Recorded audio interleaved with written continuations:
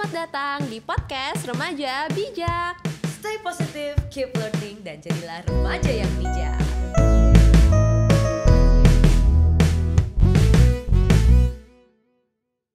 Nah teman-teman, karena ini adalah debut ya dari podcast Remaja Bijak, mungkin kalian belum kenal nih sama kita berdua. Kenalan dulu kali ya Jin ya. Iya, perkenalkan teman-teman, aku adalah salah satu host dari podcast Remaja Bijak. Nama aku Gladys Setiawan, kalian bisa panggil aku Glad, This, or whatever you like. Dan Ajin. Oke, halo teman-teman, kenalin nama aku Fajrina Rizky. Kalian bisa panggil aku Ajin. Oke, nah Jin, gimana ya? Ini kan podcast debutnya ini, Remaja Bijak. Perdana. Nih. Dan aku tuh penasaran sih sebenarnya tanggapan teman-teman, dan kemarin kita udah sempet poll ya kira-kira membahas apa, dan ternyata yang paling diminati dan teman-teman penasaran itu adalah tentang seks. Betul. Iya, entah itu seks bebas, seks bebas, free sex, dan juga kayak seks yang aman, safe sex ya Jin ya. Sex in general. Sex in general itu dia Jin. Kita kira-kira mau bahas apa aja nih Jin pada hari ini? Nah hari ini kita lumayan luas ya cakupan bahasannya. Betul. Kita itu pengen bawain soal kesehatan reproduksi. Jadi nanti kita bakal bahas soal seks bebas, seks yang aman, kontrasepsi, penyakit menular seksual, bahkan pelecehan seksual juga. Bahkan nih kita bakal bahas juga fakta-fakta dan mitos yang ada soal seks yang mungkin nih teman-teman ada kurang ngerti atau salah mengerti. Bener. Gitu ya, kita lurusin ya beberapa hari betul. ini. Mungkin kita teman-teman cuma lihat di TikTok, wah astaga ternyata begini bisa begini ya gitu kan, tapi nggak tahu cara memvalidasi fakta ini atau mitos ini tuh gimana. Di sini kita hadir ya, karena jujur nih Jin, kalau dari aku pribadi di usia aku yang sekarang ya 20 tahun ya, aku tuh lagi kayak peak penasarannya itu tuh di umur kayak 15, 16 mengenai topik ini Jin. Tapi dulu ketika aku SMA berarti ya, aku tuh nggak tahu mau nanya hal-hal ini ke siapa. Benar banget. Kayak kalau kamu gimana Jin? Diri kamu sendiri nih kan kamu pasti penasaran juga gitu ya. Dong. Kamu apa sih yang dirasain ketika kamu mikir kata tentang seks gitu? Dulu sih ya, kalau dulu sih aku juga nggak tahu apa-apa soal seks gitu. Tapi tentu saja dong, itu kan di usia segitu pasti teman-teman kita juga penasaran nggak sih? Jadi ngomongin itu, tapi kita itu nggak tahu harus nanya ke siapa. Betul. Arah ngomongnya tuh harus gimana? Betul. Apa sih yang baik dan apa yang buruk gitu. Iya. Jadi itu menurutku sangat disayangkan sih, karena remaja itu kan emang menggebu-gebu ya, kita tuh pengen tahu tapi nggak ada yang nge-guide kita, nggak ada yang nuntun kita gitu tentang masalah kesehatan reproduksi ini gitu. Makanya nih hari ini kenapa kita mau bawain soal kesehatan reproduksi, karena kita itu ingin sebisa mungkin ya untuk kita nge-guide kalian teman-teman semua di luar sana untuk ini melalui masa-masa transisi ini dengan baik lah ya, dengan bijak. Dengan bijak. Ini pas banget buat kalian, karena kalau aku dulu ya Jin ya, aku rasanya kayak pengen nanya ke orang tua malu, pengen nanya ke temen gengsi gitu. Bener. Loh. Dan aku jadi kayak bingung sendiri gitu loh. Apalagi aku belum tahu cara dapetin informasi yang kayak oh ini tuh ternyata bener loh, fakta betul adanya gitu loh, udah tervalidasi gitu. Itu dimana aku nggak tahu Jin. Nah maka dari itu semoga dengan podcast ini kita bisa membantu teman-teman semua ya Jin ya, bisa menjadi remaja yang lebih bijak. Iya betul. Nah salah satu tujuan kita nih ya teman-teman untuk membuat podcast ini, karena dari kemarin kita lihat banyak banget gak sih kasus-kasus mengenai seks bebas yang lagi up banget nih, viral ya, viral, panas gitu, entah di berbagai media sosial, dimanapun aku selalu dapat beritanya. Coba gitu apa salah satunya? Kalau dari aku yang paling aku greget gitu rasanya, kayak kok bisa sih gitu, kayak apa ya, di luar nalar bro, ini di luar nalar banget, sejauh ini di paling jauh gitu loh. Jadi pertama aku tahu dari 2020, itu aku ingat banget Jin, aku baru masuk kuliah, lagi covid juga kan, jadi aku tuh chronically online banget anaknya. Jadi aku stay banget di T-word itu, T-word media sosial itu ya.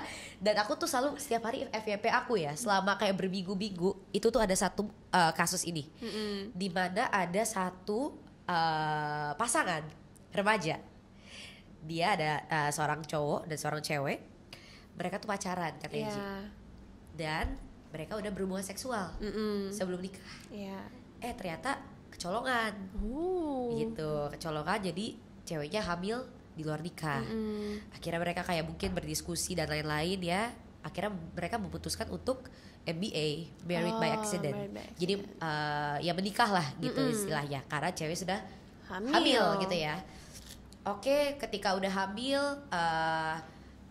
mereka masih menjalankan hubungan, dan ketika bayinya lahir ternyata nggak lama kemudian aku dengar beritanya lagi kalau mereka divorced.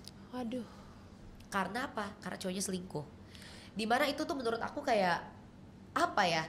Ya gak kaget sih, karena kita masih remaja, masih belum stabil ya, emosi dan apa sih namanya mental kita, ekonomi apalagi. Nah menurut aku itu tuh kayak ekonominya itu tuh yang kayak gimana ya Jin ya? Kita masih remaja tuh masih belum stabil dari ekonomi, mental maupun ya fisik kita lah gitu istilahnya. Nah akhirnya mereka divorce, dan berita kemarin lagi ketika mereka udah divorced ternyata cowoknya ini baru banget nih, entah kayak sebulan yang lalu dia ngambilin cewek lagi. Aduh. Menurut kamu gimana Jin? Tanggapan kamu deh Jin.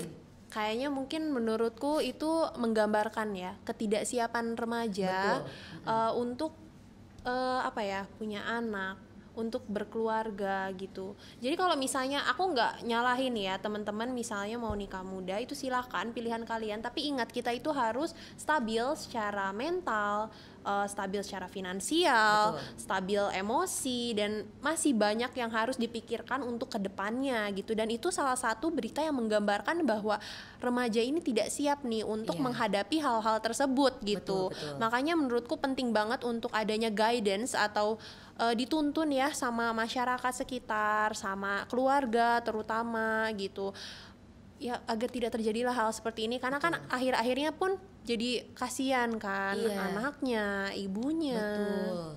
Apalagi jujur ya, aduh, aku gak kebayang gitu loh jadi di posisi ya ceweknya gitu ya. Istilahnya nih kalau kita ngomong belak-belakan nih Jin ya, kayak cowoknya udah main kesana kemari, tapi ceweknya ngurusin anaknya loh Jin. Ceweknya ngurusin anaknya karena setahu aku tuh financial keluarga ceweknya tuh stabil dan lain-lain. Akhirnya mereka decide to keep the baby, tapi cowoknya masih bisa berkeliaran gitu aja, ngehamilin cewek lain gitu ya. Dan dengan bangganya mereka ya bangga gitu istilahnya. Menurut aku itu sih salah satu bentuk nyata loh teman-teman. Kalau misalkan di usia kita yang masih dini gitu ya, itu tuh kita belum siap sebenarnya, belum siap secara mental, ekonomi apalagi ya. Untungnya maksudnya itu loh, untungnya salah satu pihak ekonominya stabil.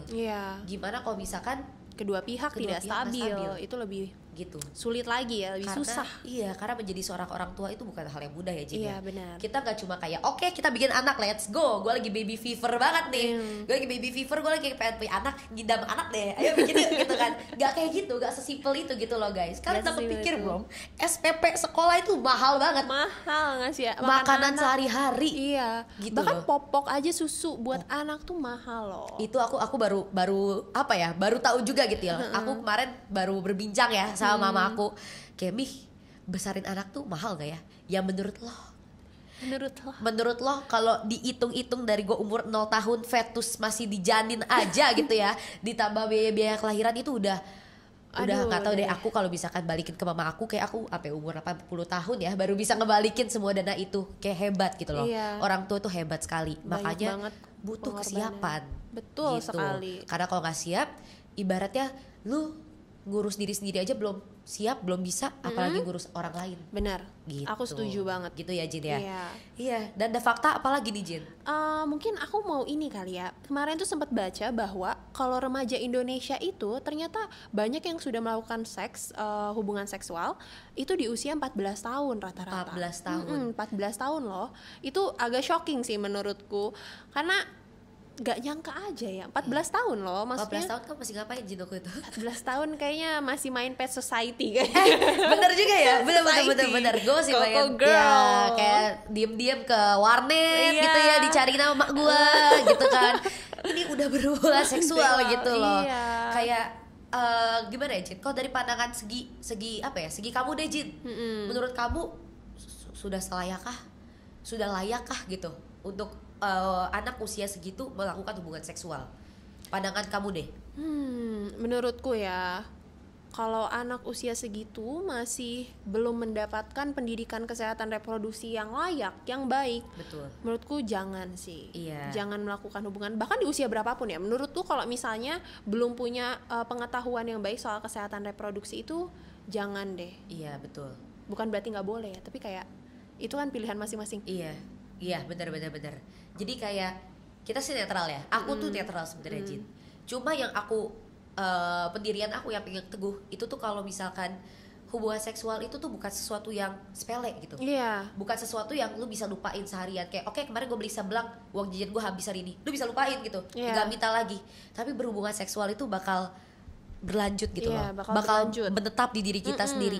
Kayak pengalaman pertama itu bakal ngaruh loh ke pengalaman kita selanjutnya, dan kepada kehidupan kita nantinya. Cara kita berpikir, pola pikir, dan semuanya itu bisa dipengaruhi gitu loh dalam berhubungan seksual ini. Apalagi menurut aku yang paling penting adalah consent, Jin. Benar banget, consent. Iya. Consent itu suatu persetujuan ya, dari kedua belah pihak atau berapa belah pihak pun itu dalam suatu hubungan. Jadi persetujuan kalau dia itu mau berpartisipasi dalam hubungan tersebut, termasuk hubungan seksual. Betul. Gitu. Jadi consent ini penting banget, yang menurutku hal yang banyak disepelekan atau dilupakan nih sama temen-temen di luar sana. Padahal itu tuh adalah sesuatu yang sangat amat penting loh. Iya, betul. Jadi kayak apa ya? Kalau gak ada konsen itu gak akan bisa gitu loh. Kayak itu cuma sebelah pihak itu gak bisa, harus dari kedua belah pihak setuju gitu loh. Kayak ya udahlah gitu. Oke, deal gitu. Kalau misalkan satu doang kayaknya nggak bisa sih. Iya. Jadi bakal merugikan pihak yang satunya lagi gitu loh ibaratnya. Benar. Dan itu nggak boleh terjadi loh dalam suatu hubungan yang sehat gitu ya. Betul. Jadi penting banget untuk teman-teman ini memahami konsep dari consent atau persetujuan tadi gitu. Iya, betul. Nah, Dis, mungkin kita selanjutnya bisa bahas nih ya soal fakta-fakta dan mitos dari seks gitu. Apa nih yang mungkin kamu ingin tahu nih? Coba ya. Kalau yang aku penasaran banget itu si Jin sebenarnya ya. Aku tuh baru tahu ini kemarin. Kalau aku gak kuliah, kayak aku gak tahu ini gitu, Jin. Aku gak akan pernah tahu ini. Ternyata cewek punya 3 lubang loh. Iya, bener banget. Ini kayaknya banyak yang nggak tahu juga nih. Iya. Padahal ini adalah tubuh kita sendiri loh, harus tahu. Jadi kalau perempuan itu pertama tentu saja ada lubang vagina, yang kedua itu ada lubang anus, terus nanti juga ada nih deket banget sama lubang vagina itu ada lubang untuk pipis, teman-teman. Jadi beda ya. Kayaknya orang-orang ini kurang tahu soal ini, dan soal lubang-lubang ini tuh ternyata bisa loh jadi salah satu faktor risiko kalau buat perempuan itu buat sakit. Jadi sakit infeksi gitu, karena kan lubangnya deket ya sama vagina betul. Jadi penting banget untuk teman-teman perempuan juga menjaga kebersihannya gitu. Terus ada lagi nggak nih, Dis? Apalagi ya, Jin ya? Kalau aku sih pernah penasaran itu, Jin. Kalau menurut lu gimana, Jin? Kalau aku sih ya, aku tuh pengen tahu tentang selaput darah. Emang bener ya kalau semua orang itu intact gitu, kayak bener-bener rapet, gak ada bolongnya sama sekali atau gimana? Itu kayaknya konsep yang rame di masyarakat betul. Gitu. Kayak kalau misalnya perempuan itu harus ya rapet gitu. Emang iya ya? Nah itu dia sih jujur. Yang aku paling masih sekarang tuh jadi kayak apa ya? Percakapannya masih hangat even sampai sekarang. Dimana kayak ya keperawanan ya itu tuh bisa didefinisikan dalam berbagai hal. Tapi kalau dari selaput darah itu sendiri itu tuh gak bisa mendefinisikan keperawanan kita, karena ada yang dari lahir itu tuh selaput darahnya udah robek, gak intact gitu, gak rapet. Atau ada juga pas lagi kecil misalnya bersepeda jatuh, kecelakaan robek, itu bisa juga, Jin. Jadi gak didefinisikan dari itu gitu loh. Jadi ada yang emang masih intact sampai dia baru berhubungan seksual udah baru longgar gitu ya, atau gak robek gitu. Tapi kalau misalkan dari kecil ada suatu faktor resiko yang lain ya gitu loh, seperti ya tadi kamu kayak lahir juga bisa aja robek, atau gak pas lagi main terus kecelakaan terus jatuh bisa aja robek. Itu tuh bisa banget loh, guys. Benar-benar. Jadi nggak bisa didefinisikan ya oleh selaput darah itu. Bahkan terlalu sempit gak sih definisikan keperawanan oleh itu gitu. Terus nih, Dis, ada satu lagi aku penasaran tentang pre-ejakulasi. Kadang kan orang nih ya daripada menggunakan kontrasepsi kayak kondom gitu, mereka lebih milih untuk kalau istilahnya ya keluarin di luar. Nah itu pendapat Gladys gimana nih? Nah kebetulan aku tuh banyak banget punya cerita dari teman-teman aku ya, kayak kenalan-kenalan aku lah ya. Boleh dong di-share ya. Ini tuh banyak banget loh ternyata salah satu resiko apa ya yang menyebabkan orang-orang tuh hamil di luar nikah itu karena mereka gak suka, bukannya gak mau tapi gak suka pakai kontrasepsi, Jin. Jadi katanya ya gak enak lah, gak apalah gitu. Jadi mereka lebih milih kayak yaudah gak apa kok tinggal keluar di luar gitu loh maksudnya. Tapi yang satu hal yang mereka gak ketahui adalah kita cowok ya punya yang namanya cairan pre-ejakulasi. Dimana kan kita kalau ejakulasi itu didefinisikan ketika sperma keluar ya dari alat kelamin seorang pria gitu ya. Dan itu yang kita selama ini kita ketahuin, oh kalau kayak gitu baru bisa hamil. Tapi ternyata enggak, Jin. Ternyata presentase 60% cairan pre-ejakulasi itu bisa membuat hamil. Jadi sebelum kalian kayak keluar di luar gitu ya, nggak keluar di dalam, bisa loh untuk menyebabkan seseorang itu hamil. Penting sih untuk diketahui karena kita kan nggak mau ya ada betul. hamil yang kita tidak inginkan gitu kan ya, karena bisa dampaknya itu panjang banget lah urusannya. Nah bicara nih soal tadi kontrasepsi ini ya, mungkin bisa dong kita bahas kali ya soal safe sex atau seks yang aman menggunakan kontrasepsi. Tapi sebelumnya kita bisa kenalin dulu nih apa aja jenis-jenisnya dari kontrasepsi. Nah, setelah tadi kita ngomongin ya soal fakta-fakta dan mitos yang tadi, menurut kamu nih Dis, kenapa sih sebenarnya remaja itu terdorong untuk melakukan hubungan seks ini? Dari segi sosial kayak apa gitu misalnya, apa sih sebenarnya mendorong? Kalau aku ya Jin ya, kalau dari aku sendiri nih pengalaman pribadi, aku nih orang Bogor ya teman-teman. Jadi tuh kayak bisa dibilang gak sepesat ibu kota kita Jakarta gitu loh. Untuk perkembangannya, circle pertemanannya, ya aku pertemanannya gitu-gitu aja loh. Kayak pulang jam 4 sore dari sekolah, gak kemana-mana gitu loh. Gak pernah kayak ya pergaulan-pergaulannya Jakarta banget gitu loh maksudnya. Ya jadi aku pas pindah ke Jakarta nih, pas aku kuliah, aku tuh bisa dibilang anak sekarang tuh ngomongnya culture shock. Culture shock gitu ya. Dimana dari segi pertemanan itu ya bisa dibilang kayak beda banget sih dari yang di Bogor. Ya kalian tahu sendiri lah, misalkan kayak ya kehidupan malamnya lah dan lain-lain gitu. Dan aku lihat teman-teman kayak yang udah punya pacar dan lain-lain tuh ternyata udah banyak yang melakukan hubungan seksual itu sendiri ya Jin ya. Nah di situ aku merasa kayak kok dari semua temen-temen gue kayak cuma gue doang yang belum gitu loh.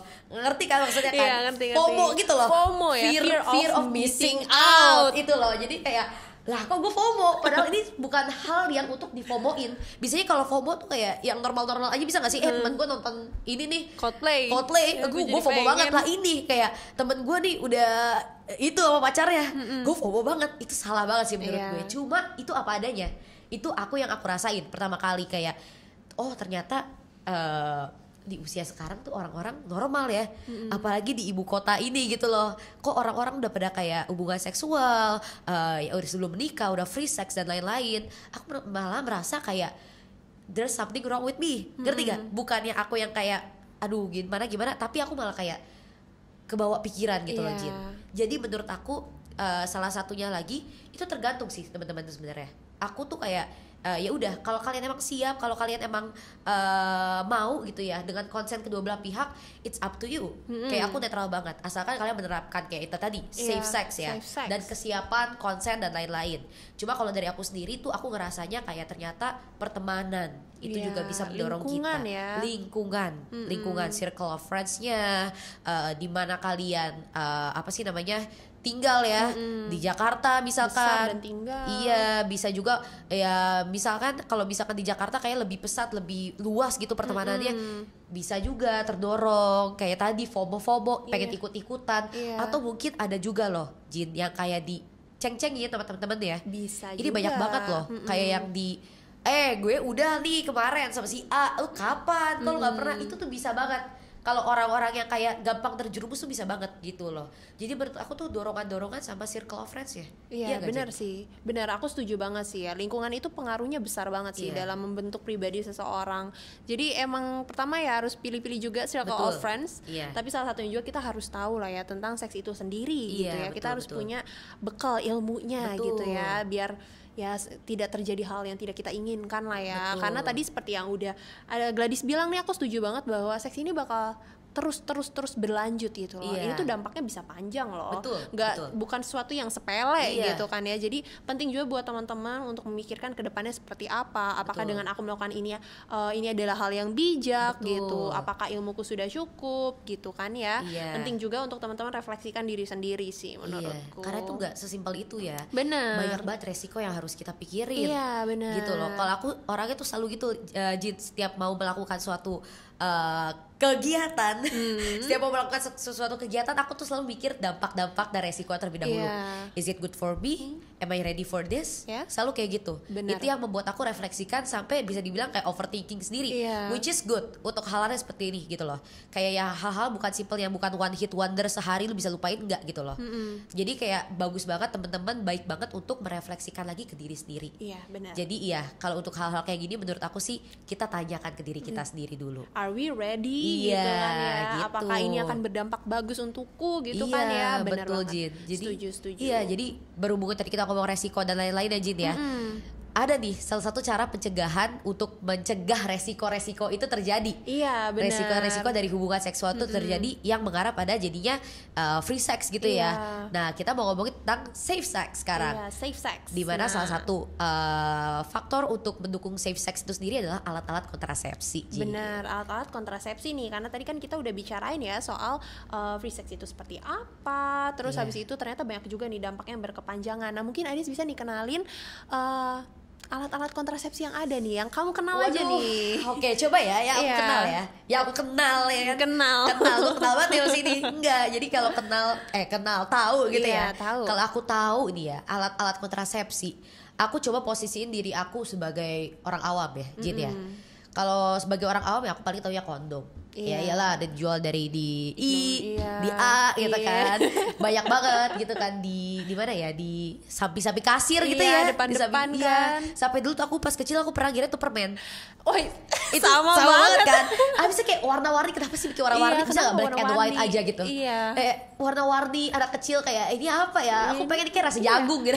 Terus di depan kasir tuh biasanya emang permen kan sama coklat. Itu loh. Ya kenapa ya? Saya pengen nanya ya, coba boleh tolong dijelaskan tidak kenapa ditaruhnya di situ dan kenapa berwarna-warni di atas permen gitu loh. Tapi menurut aku ya Jin ya, itu yang paling paling mudah dijangkau sama orang-orang. Setuju. Iya, kayak ya di ini ya, over the counter ya, over the counter gitu kan omongannya ya biasanya ya. Jadi kayak yang gampang diraih itu. Iya. Tapi ada lagi kontrasepsinya Jin. Ya aku ketahui itu setelah aku belajar ya. Ya ada pil KB, terus ada juga suntik KB, suntik hormon. Terus ada juga IUD. Yang bisa kita tahu kayak spiral atau spiral gitu ya, yang kayak buat di dalam vajayjay. Jadi kayak banyak teman-teman sebenarnya. Cuma yang paling gampang itu ya itu tadi. Iya, yang kondom. paling gampang diakses sama terutama remaja dong. Iya. Itu kondom sih. Iya, itu dia. Tapi ya Jin ya, mau itu gampang dicapai, walaupun cuma kayak tinggal ngomong ke kasir kayak Mbak ini satu gitu ya, rasa durian gitu. Gampang kan ngomong kayak gitu. Cuma tuh kayak mental gue gitu loh, harga diri gue gitu. Ketika gue ngomong itu tuh lu maju mundur cantik gitu kan. Jadi kayak susah gitu loh untuk kayak mengaplikasikannya di dunia nyata. Padahal kayak bayangin gue kayak oke, ntar gue ke ini gue langsung aja Mbak saya pede aja gitu. Tapi pas di situ udah keringet dingin sendiri, gemeter sendiri. Itu dia yang takut menyebabkan dijudge Mbak kasir ya. Takut dijudge, belum kayak gitu side eye dari mbak kasirnya gitu kan. Menurut kamu Jin, itu gak sih salah satu faktornya kenapa remaja-remaja ini tidak memakai alat kontrasepsi? Benar, aku setuju banget. Menurutku meskipun kondom itu aksesibel ya, bisa dicari dengan mudah lah ya, oleh remaja-remaja juga mudah diakses.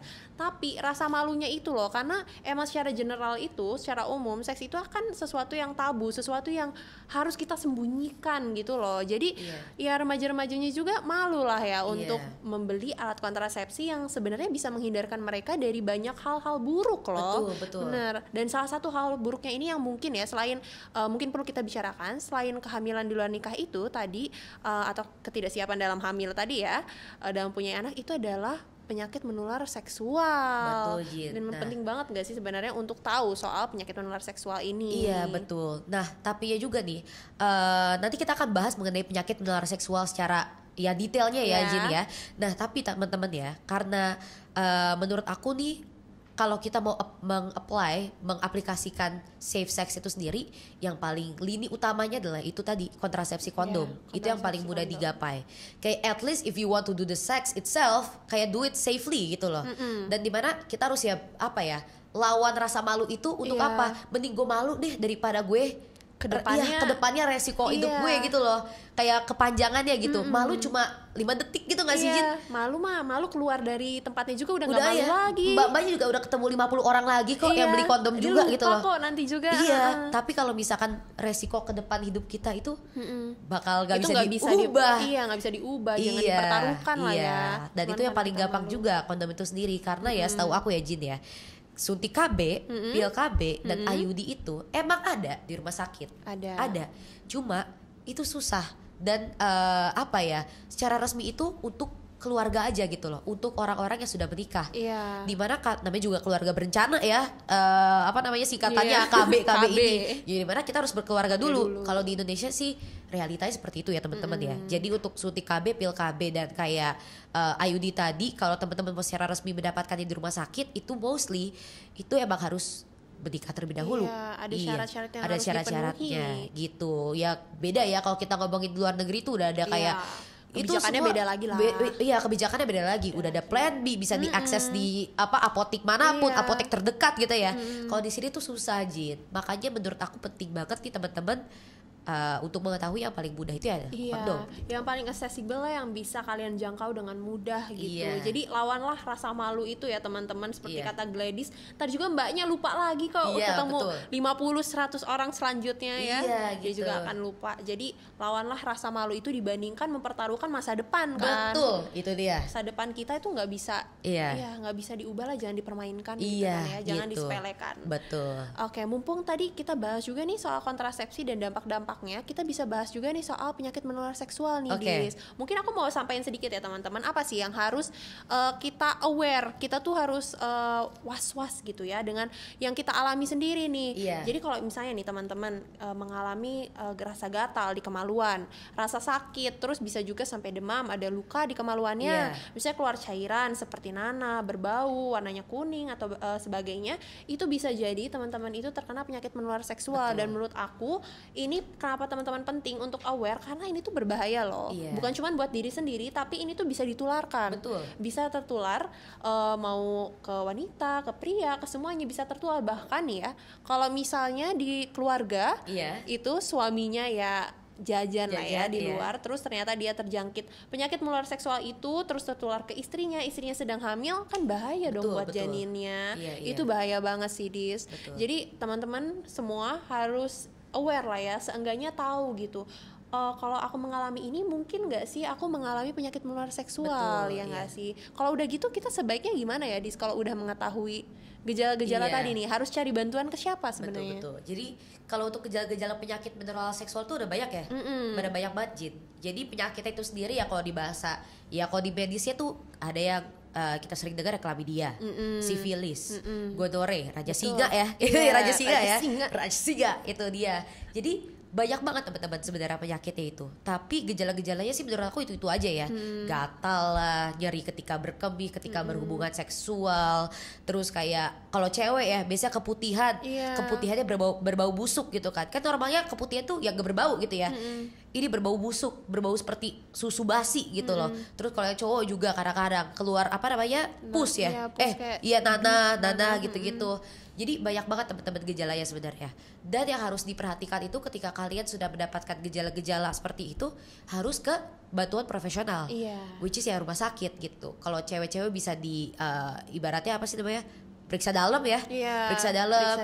Kita bisa lihat oh ini tuh ternyata penyebabnya ini loh.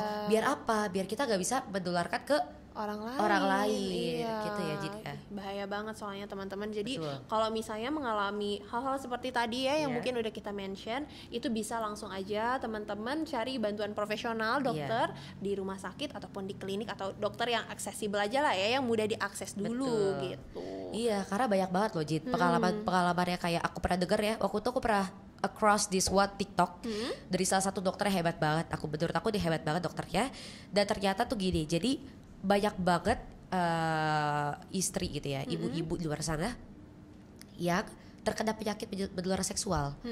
Tapi the thing is mereka tuh nggak pernah berhubungan seksual kecuali dengan suami ya gitu loh. Jadi cuma punya satu. Tapi itu dia salah satu faktor resiko dari penyakit menular seksual adalah mempunyai pasangan yang berhubungan seksual tuh lebih dari satu. Jadi bisa aja ya udah kita stay at home wife gitu ya. Trophy wife banget gitu. Tapi ternyata misalnya ya suami kita suka jajan atau kebalikannya mungkin. Iya, istrinya suka jajan gitu kan, suaminya yang stay at home begitu. Itu bisa banget loh teman-teman. Karena itu salah satu faktor resikonya gitu. Dan itu nyata. Iya, karena dampaknya adalah ketika misalkan istrinya hamil bisa berdampak ke janinnya. Iya, dan itu gitu. bahaya banget bahaya sih. Banget bahaya gitu kan. banget. Iya. Karena bisa menyebabkan hal-hal yang tidak diinginkan pada bayinya, misalnya nanti bayinya jadi sakit, jadi ada kelainan fisik dan sebagainya kan, disabilitas. Yang itu kita nggak mau juga kan ya. Padahal itu adalah sesuatu yang bisa dicegah loh. Bisa dicegah dengan tadi salah satunya adalah kontrasepsi. Benar. Kalau misalnya melakukan hubungan seks dan tahu cara melakukan seks yang aman, ya itu kita bisa terhindar dari hal-hal yang tadi kita nggak inginkan, seperti penyakit menular seksual gitu kan ya, hamil di luar nikah dan sebagainya. Dan itu dia Jir, selain penyakit menular seksual itu banyak banget resiko-resiko yang lainnya ya. Selain kita ngomongin secara medisnya ya, apa yang kamu ketahui kayak resiko lainnya? Kalau menurutku sih ya mungkin karena melakukan seks bebas tadi mungkin pasti ya itu rasanya seperti dikucilkan dari masyarakat menurutku ya. Apalagi kalau misalnya sampai orang-orang tahu, pasti akan jadi buah bibir lah ya, dan itu adalah sesuatu yang gak baik buat kondisi mental remaja itu dong gitu, karena dia merasa dikucilkan, dia merasa kayak mungkin ini persepsi masyarakat ya, kayak kotor seperti itu, padahal kan ya tidak seperti itu juga dong gitu. Tapi ya hal-hal seperti itu stigmanya gitu ya. Stigmanya itu bisa sangat berpengaruh loh ke remaja, apalagi remaja yang mengalami masa-masa transisi kan ya, sebelum stabil secara emosi, terus mereka dikucilkan seperti itu dengan stigma-stigma yang ada. Ya itu nggak baik sih buat mereka menurutku. Makanya butuh banget dukungan dari keluarga, dari teman, dari lingkungan sekitar, sekolah, sebagai tenaga kesehatan atau profesional-profesional lainnya sih menurutku, untuk menyuarakan bahwa penting loh buat belajar tentang ini gitu. Karena ternyata banyak banget dampaknya secara mau medis tadi, sosial gitu, dan kultur, banyak banget sih sebenarnya. Kayak lini pertamanya ya aku itu dari keluarga sendiri gak sih, dari orang tua. Walaupun kita tahu tabu banget sih ini sebenarnya apalagi di Indonesia ya, realitanya tabu banget gitu.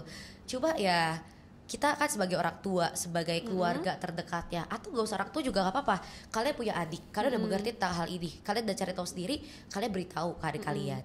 Karena biar kayak apa ya, supaya orang terdekat itu loh yang memberitahu. Makanya kan udah banyak banget ya program dari pemerintah untuk sex education dan lain-lain, tuh bagus banget ya teman-teman.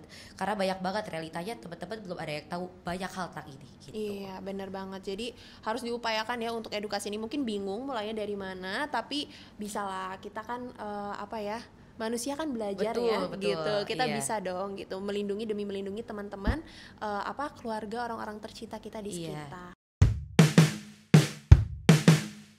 Nah, bicara nih ya soal seks pada remaja, sebenarnya itu ranah yang cukup rawan gak sih terjadinya pelecehan seksual. Bisa dari pasangan atau lovebirds ya, kita bilangnya lovebirds ya bahasa zaman sekarang, atau bisa juga di lingkungan teman, dan masih banyak sih sebenarnya, luas ya untuk pelecehan seksual. Tapi salah satunya nih ya, untuk pelecehan seksual di dalam hubungan asmara ya, itu biasanya nih misalnya ada salah satu pihak yang pengen nih melakukan hubungan seksual, tapi yang satunya nggak mau, terus nanti jadi di pressure, ditekan nih sama yang pasangan yang mau tadi, sehingga terjadilah hubungan seksual itu tapi secara paksaan. Nah balik lagi ke konsep awal, consent tadi ya, atau persetujuan yang udah kita bilang bahwa persetujuan itu harus diberikan oleh kedua belah pihak gitu, dalam keadaan sadar juga dan benar-benar tanpa paksaan loh gitu. Makanya ini tuh harus harus diperhatikan gitu ya, boundaries atau batasan-batasan yang bisa dilewati dan tidak dalam suatu hubungan. Menurutku ini penting banget. Menurut Gladys gimana nih? Atau mungkin ada cerita-cerita lain nih? Betul.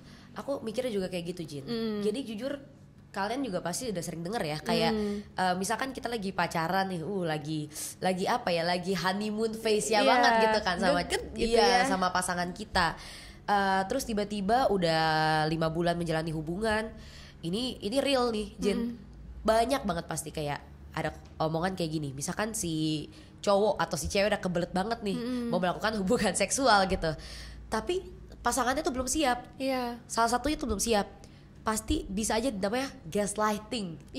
Gaslighting ya, bahasa zaman sekarang. Ya, di gaslight kayak, kamu sayang gak sih sama aku? Kalau kamu sayang, kamu pasti mau nurutin apa kataku. Pasti kamu kalau sayang, kamu juga mau kok berhubungan seksual. Kamu kenapa gak percaya sama aku? Kita udah 5 bulan, udah 6 bulan, udah 3 tahun gitu kan. Biasanya kayak gitu ya.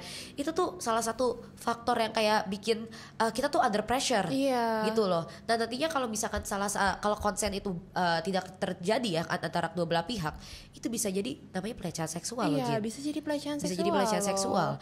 Dan juga kayak gini ya, biasanya ya Jin ya, kalau dari yang aku lihat dan aku tahu nih ya, biasanya anak-anak muda jam sekarang suka minum-minum, mabok-mabokan gitu kan ya misalkan ya. Terus salah satu pasangannya itu tuh udah di bawah pengaruh alkohol, udah kayak istilahnya udah mati banget gue bro gitu, udah mati banget, kayak udah gak sadarkan diri gitu ya misalkan. Tapi salah satu pasangannya ini masih sadar gitu loh, walaupun dalam pengaruh alkohol juga gitu kan ya. Dan bisa jadi mereka tuh mencari kesempatan dan kesempitan gitu, dimana mereka ngeliat ada kesempatan nih gitu, ada peluang gue buat menyetubuhi gitu loh untuk pasangan gue ini. Dan disitulah itu bukan pelecehan seksual lagi. Kalau udah kayak gitu namanya bisa jadi pemerkosaan loh Jin. Itu bisa jadi kriminal jujur.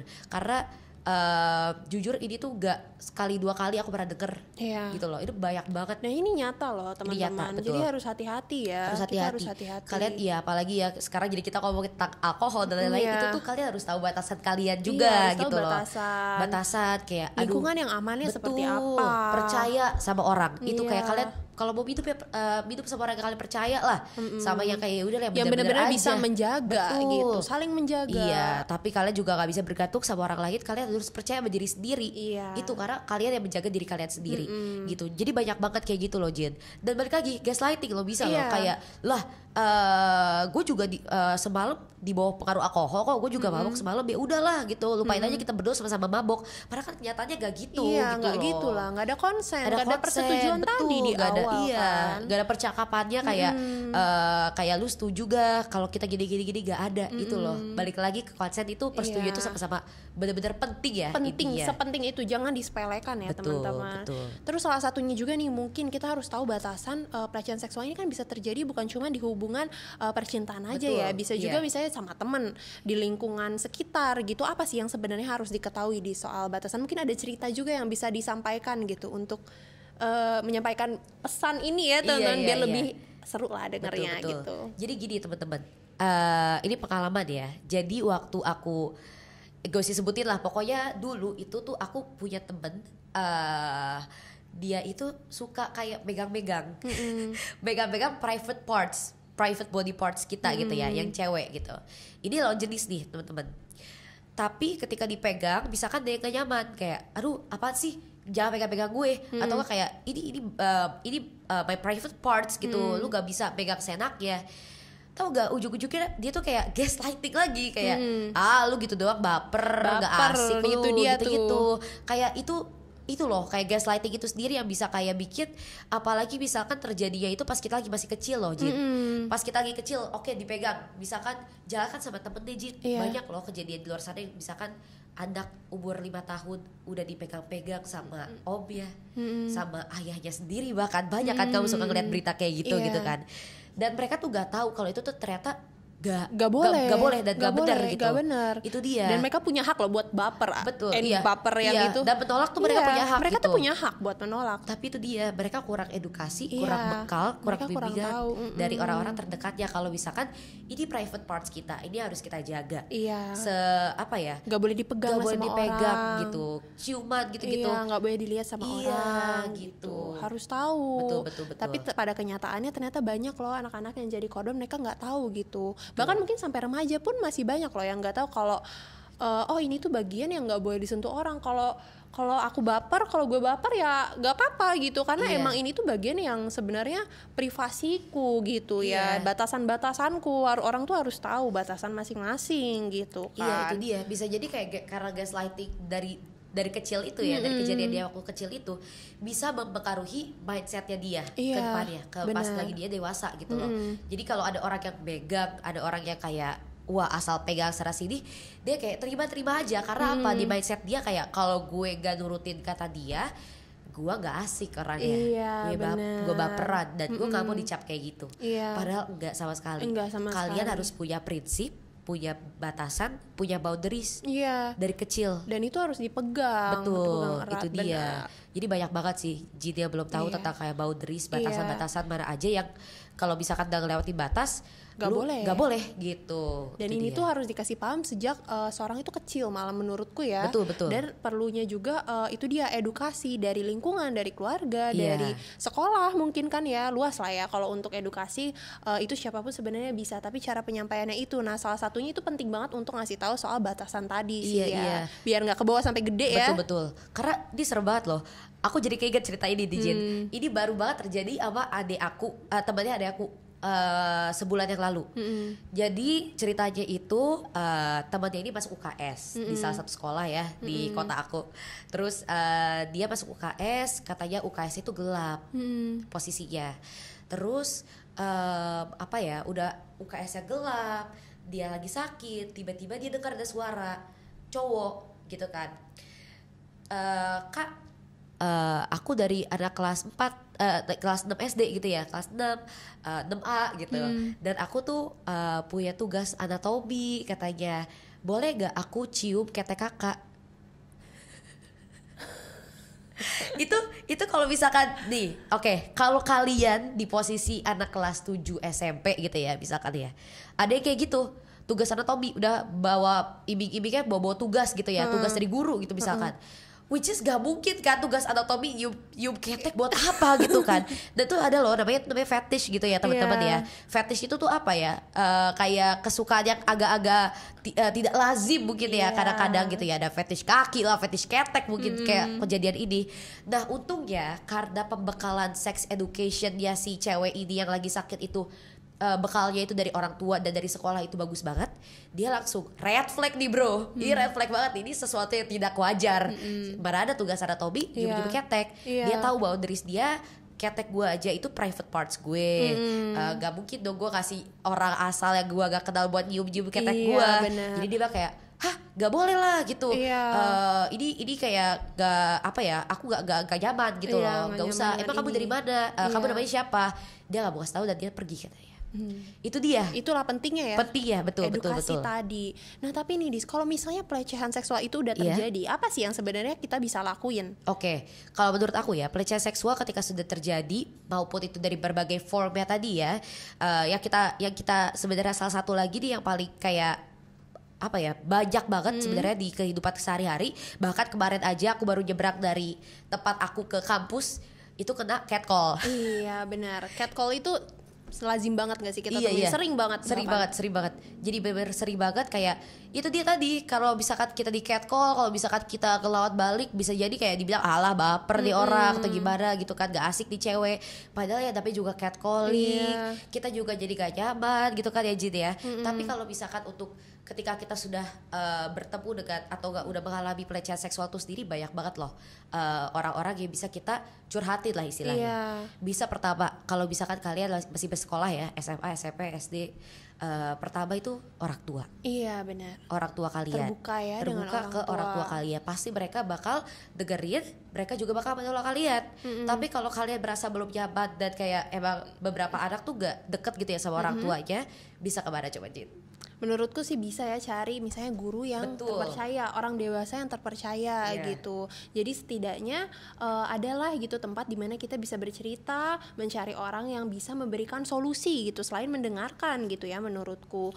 Nah terus habis itu juga jangan lupa sebagai keluarga, sebagai teman-teman, masyarakat, itu jangan memberikan stigma yang tadi sudah disampaikan ya, tapi bisa diberikan dukungan dulu ya, karena pelecehan itu bukan sesuatu yang diinginkan oleh korban gitu kan ya. Dan korban itu sebenarnya bisa laki-laki maupun perempuan loh teman-teman, nggak terbatas pada satu gender ya. Jadi bisa terjadi pada siapapun, entah latar belakangnya seperti apa. Kalau misalnya terjadi ya memang terjadi aja gitu, dan itu kita harus bisa juga dengar dari sisi korbannya, kita berikan dukungan, kita ajaklah berbicara gitu, apa sih yang sebenarnya terjadi gitu kan ya. Dan salah satunya mungkin teman-teman ini penting juga untuk di highlight, kalau misalnya teman-teman mengalami pelecehan seksual atau melihat ya menjadi saksi, itu bisa saja menelpon hotline-nya dari Kementerian Perlindungan Perempuan dan Anak, itu ada SAPA 129 ya teman-teman. SAPA 129.